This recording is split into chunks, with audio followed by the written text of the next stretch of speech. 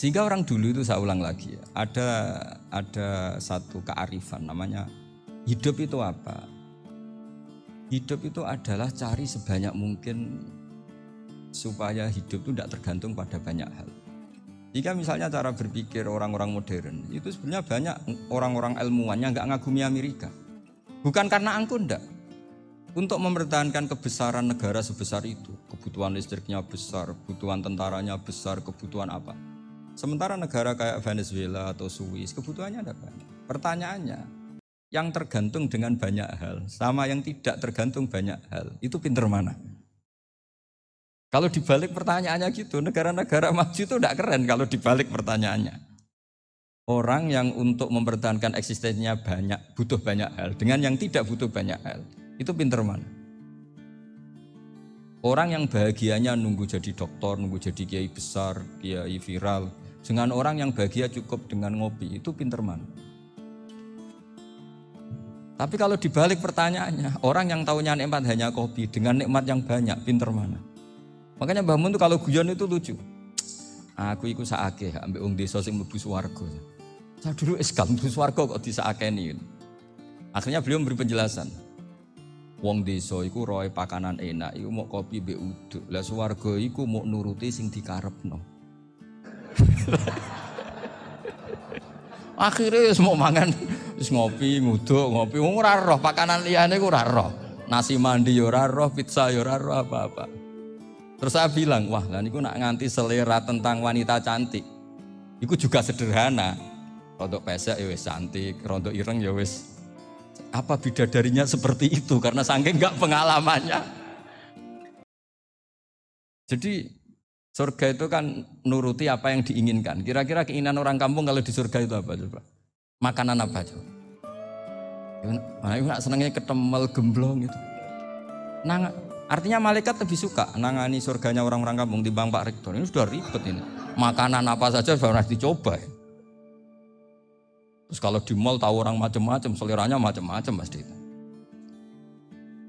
Enak mana kalau sampai jadi malaikat pelayan surga? Suka ngelayani orang kampung apa yang orang kota? Orang kampung kan? Jadi ya itu guyon tapi itu menjadi pikiran kita bahwa orang yang banyak kebutuhan itu sebetulnya banyak kebodohannya karena menggantungkan kebahagiaannya dengan banyak hal. Makanya Imam Syafi'i ngendikan istighna itu apa? Al-istighna anisya'i. Yang dikatakan kecukupan adalah berusaha sebanyak mungkin banyak hal tidak kamu butuhkan. Bukan memenuhi semua kebutuhan kamu karena nafsu kamu ini tidak ada batasnya gitu. Kalau kamu penuhin nggak akan selesai. Itu ada perempuan yang kurang cantik, itu minta doa saya, Gus doain suami saya kaya, terus tak guyonin, terus gak minta. Kalau suami kamu kaya, yang pertama dirubah itu apa? Rumah, supaya rumah saya bagus. Kedua apa? Mobil, supaya mobil saya bagus. Nanti yang dievaluasi itu kamu. Mobil bagus, Alphard, rumah mewah, istrinya. Kamu pasti itu dievaluasi. Langsung enggak usah sudah gini aja kan. Jadi pertama yang dievaluasi itu kaya itu, coba kalau suami kaya itu yang dievaluasi pertama rumah ya, rumah ganti. Setelah itu apa? Mobil. Kira-kira berikutnya akhirnya sudah nggak jadi. Nabi Ibrahim itu pernah minta umur panjang, keren umur panjang. Sama Allah nggak dijawab. Datang orang tua gitu mertamu ke Nabi Ibrahim, terus disuguhi dikasih kurma. Apa itu? Kok kurma apa? Anggur yang sudah matang sekali, sudah dimakan. Setelah dimakan meler keluar lagi, dimakan lagi meler lagi. Terus Nabi Ibrahim masuk lagi ke kamar. Ya Allah, doanya tak cancel. Nanti kalau saya tua kayak itu. Jadi Allah itu gak jawab langsung tapi ngirimkan itu. Akhirnya ya Allah gak jadi. Nanti takut itu. Saya pernah ngalami jadi kiai tadi, ada ibu-ibu ya gak pati cantik lah. Suaminya tuh miskin sekali. Minta doa saya supaya kaya. Bareng tak kasih pertimbangan itu udah gak usah gak jadi itu. Jadi itu kearifan. Tapi kearifan ini harus kita tanamkan. Saya nggak bisa membayangkan Indonesia yang besar ini, andai kan tidak ada qanaah, nerimo ing pantum. Coba sekarang ada Covid. Andai kan Indonesia itu kayak Perancis, Saya beberapa kali punya tamu orang yang hidup lama di Perancis, bahkan dapat istri orang Perancis. Itu dulu nggak begitu mencintai Indonesia. Tapi setelah di Perancis 2 tahun, wah Indonesia hebat. Di Perancis itu kata dia kalau cerita, semua kebutuhan masyarakat itu dibebankan ke negara. Apa saja minta negara, apa saja nyoal negara. Sementara Indonesia, coba kalau Indonesia mengalami seperti ini kok tidak ada konaan, rimo ing pantum, bisa kios Indonesia. Orang miskin nyalahkan negara, kelaparan nyalahkan negara, apa saja. Ini barokahnya dididik kiai, jogeman nyalahno wong liya. Urip pun romo ing pandum, diame. Sampai gak ngerti kalau Covid. Banyak tuh orang-orang kampung itu, orang lugu-lugu itu. Mbah niki saking Covid, salam ning Covid, muga-muga umure panjang. Dikira Covid itu nama orang yang ahli sosial itu. Mbah niki dana saking Covid. Matur nuwun sampekno salamku muga-muga umur panjang. Bingung kan yang nganterin ini. Ini gimana yang mau menjelaskan? Memang enggak paham. Ribet kan. Tapi saya pastikan bahwa dengan keadaan seperti ini kita bahagia, kita stabil, itu jelas barokahnya kalimat tadi, moto tadi atau pegangan hidup tadi. Makanya disebut al-ibarat qutun li'ailatil mustami'in. Bahwa redaksi atau kata-kata atau pegangan atau filosofi hidup, apalah namanya itu adalah penyemangat. Penyemangat. Karena kata-kata ini memang luar biasa. Ketika sahabat perang demi kebenaran, zaman itu ya pasti benar karena yang dibela Nabi. Dulu itu kan enak zaman Nabi, yang dibela mesti benarnya, musuhnya mesti salahnya. Jika dulu itu memang harus tegas. Kalau sekarang mau tegas gimana? Yang kamu bela tidak mesti benar, musuhnya tidak mesti salah. Ribet kan kalau misalnya saya tukaran sama Pak Rektor, kamu mau bela mana kan bingung. Saya tidak mesti benar, saya tidak Nabi. Pak Rektor apalagi tidak mesti benar lagi kan? Ribet kan? Jadi kalau kita mau perang sekarang itu mau pede gimana? Enggak.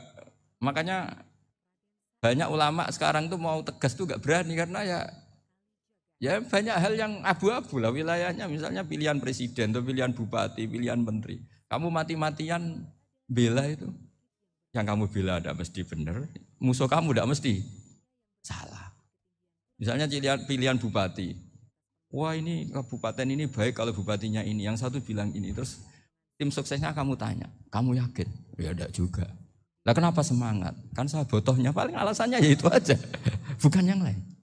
Beda dengan zaman Nabi, Nabinya mesti benar, Abu Jahalnya mesti salah. Kan enak, aturan mainnya jelas. Singkat cerita dalam perang itu banyak sahabat yang ngalami luka, ngalami apa gitu. Kemudian curhat ke Nabi, ya Nabi gara-gara derekkan jenengan, ngikuti jenengan saya harus ngalami seperti ini, seperti ini. Ngiranya orang itu diapresiasi sama Allah keluarnya. Ternyata sama Allah gak diapresiasi. Malah diturunkan ayat intakunu ta'lamuna fa innahum ya'lamuna kama ta'lamun wa tarjuna minallah malah yarjun. Kalau kamu sakit karena perang, orang-orang kafir itu ya sakit. Itu saja berani padahal demi kekafiran. Wa tarjuna minallah malah yarjun. Padahal kamu punya nilai lebih yaitu berharap kepada Allah yang mereka tidak punya. Saya jadi kiai itu ya kadang mangkel. Karena yang benci ya benci, yang seneng itu ngel-ngel loh kayak Pak Bejo. Jadi semuanya ribet. Nah iya, yang benci ya ganggu, yang seneng ya ganggu, tambah nemen. Seribet. Tapi kalau sudah ingat bandar narkoba, mereka berhadapan dengan polisi, kadang ditembak karena kesalahannya terlalu fatal. Antar persaingan mereka juga bisa tembak-tembakan karena merebut pasar narkoba. Itu saja mereka berani. Kok kita yang jadi kiai kadang dicium tangannya, dihormati gak berani, hanya takut apa ya musibah-musibah kecil lah, atau problem-problem kecil. Nah iya kalau kita bandingannya gitu. Kalau kamu mau tahajud kedinginan, itu masih nanti dihisab Allah itu gitu. Maling ayam itu keluar malam-malam, hanya dapat ayam.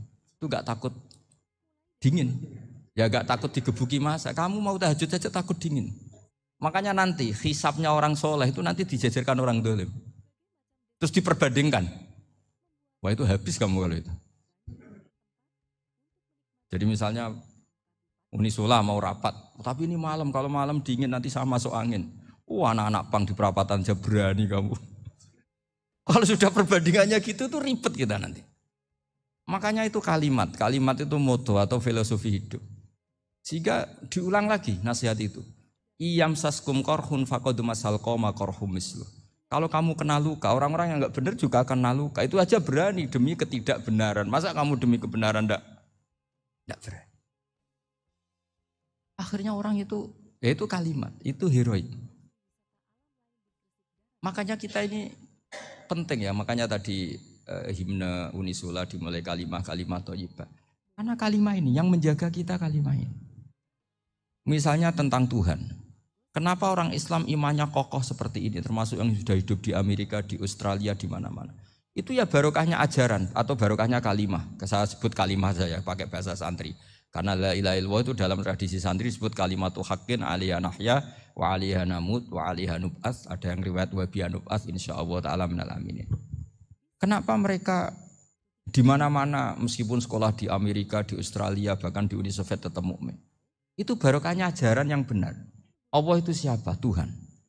Tuhan itu sifat dasarnya apa? Awal. Dia harus wujud awal sebelum makhluk yang lain. Sehingga ketika ada negara yang maju, yang tertib, manajemennya tertib, masyarakatnya makmur. Tapi punya Tuhan yang tidak seperti itu. Tidak awal. Itu sudah gak nyaman.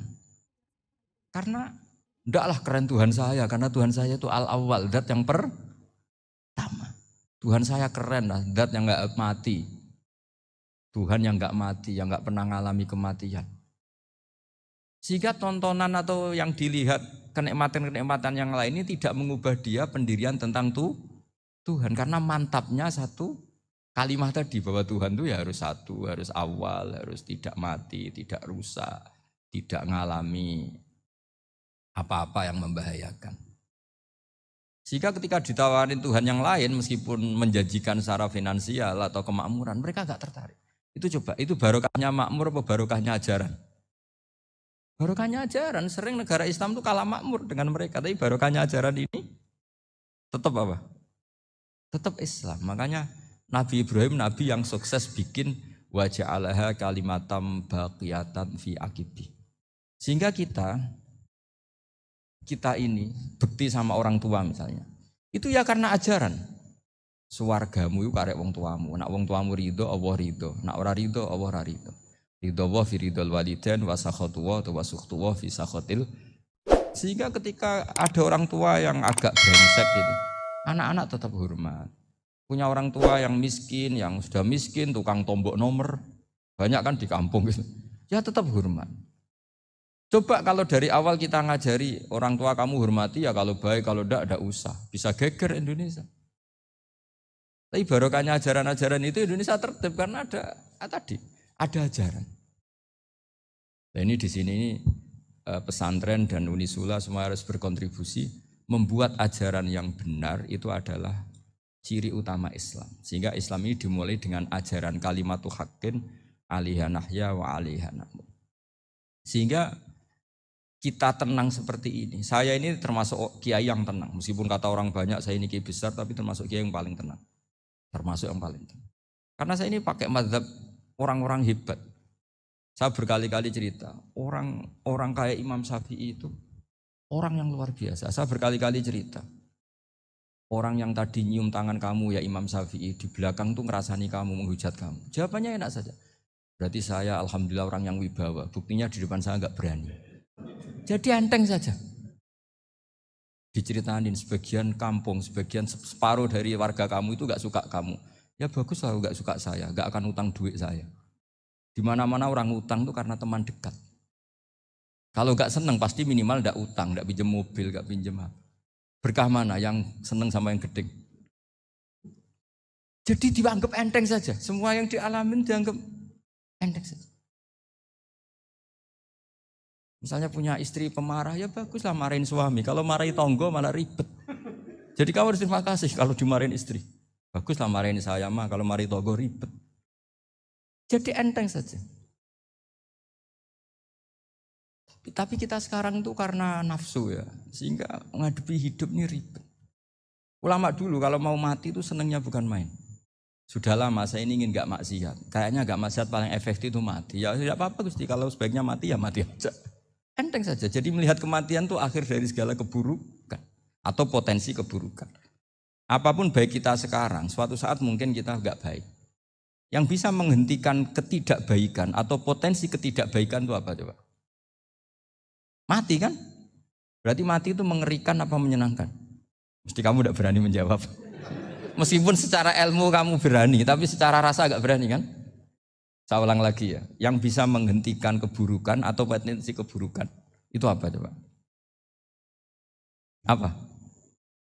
Kematian. Berarti kematian itu menyenangkan atau menyusahkan? Apapun kamu tidak berani jawab, karena kamu agak-agak duniawi itu kelihatannya. Tapi secara ilmu, kamu tahu kan kalau mati itu tidak buruk-buruk banget. Karena apa? Itu akhir dari segala keburukan. Sehingga Nabi ngajarkan kalimat itu begitu luar biasa. Allahumma ahyini maka natil hayatu khairan li wa tawaffani maka natil wafatu khairan li. Nabi melihat dunia itu begitu indah.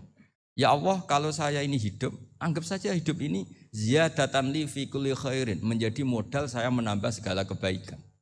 Jika suatu saat saya mati, anggap mawon rohatan li min kulli syarrin, itu akhir dari segala keburukan saya. Subhanallah wa bihamdihi adada khalqihi wa ridha nafsihi wa zinata arsyihi wa adada kalimatihi. Subhanallah wa bihamdihi adada khalqihi wa ridha nafsihi.